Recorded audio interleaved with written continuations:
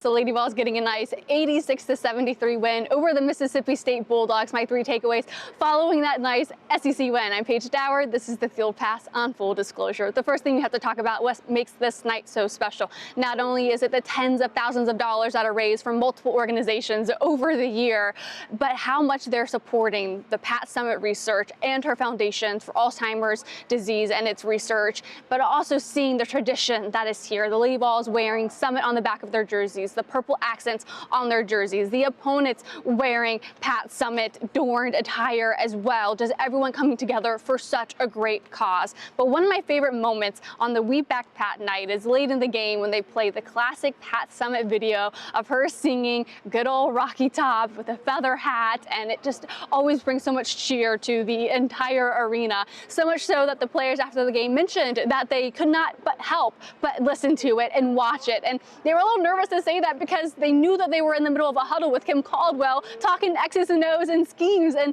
they can't help but pay attention to it because they know how special it is. And it has an added layer because they're both Lady Vols. This whole team with all of the transfers, they're now having a different perspective. Of course, like I mentioned, the opponents, when they were at their other schools, they too took part in Pat Summitt tradition when it came to the We Back Pat game, or just, you know, for the Pat Summitt Research and all of the games that wore that. Ruby Whitehorn and Jewel Spear just talked about how special it was to now be in the orange and white, playing in the house that Pat Summitt built. Even Kim Caldwell after the game talked about how much it was still an honor to be here, to be coaching in the house that Pat Summitt built. She says it was still very much a pinch me moment.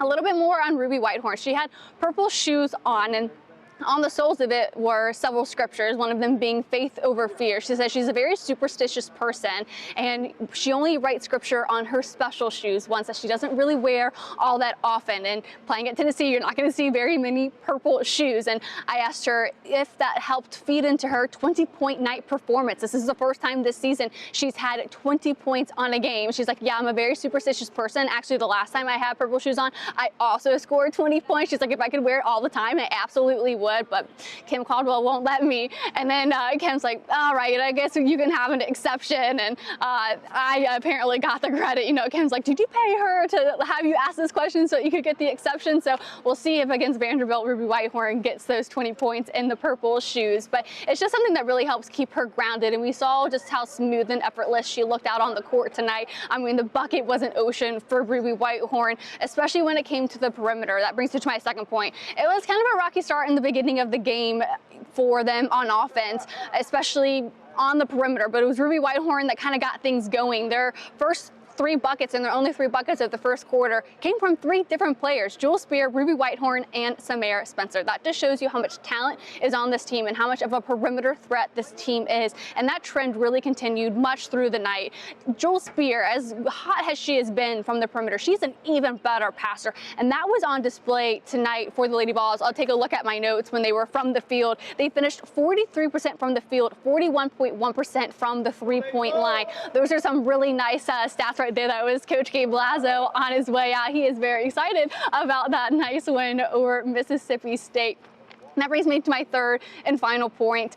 When we talk a little bit about Z Spearman, we'll keep it in the second point real quick. Gabe Lazo distracted me a little bit, but all for good reason. So Z Spearman struggled a little bit in the post when it came to post layups. She had the right look, the right movement, and she beat her man each time. Just a good shot just would not fall. And it was really discouraging for her. You'd see her on the sidelines, kind of with her head down a couple of times, and Kim Caldwell gave her a really nice message, you know, as she came off to get subbed out, and it was all about just feeding her confidence. Well, she found that confidence late in the game, making those types of post layups that she was not making earlier in the game. And where she'll need to continue to have that confidence is my third and final point now that we get to it. And it's the offensive rebounding early in the game, especially in the first half. It didn't matter if it was a layup or an offensive board that ended out of area in the post, from a long-range 3. Didn't matter where it was, it felt like. The Lady Vols just were not able to grab the offensive rebounds tonight. They only had 9 second chance points, and for 16 offensive rebounds. So they definitely need to do a little bit better. Mississippi State had 24 defensive rebounds, although the Lady Vols would end up having,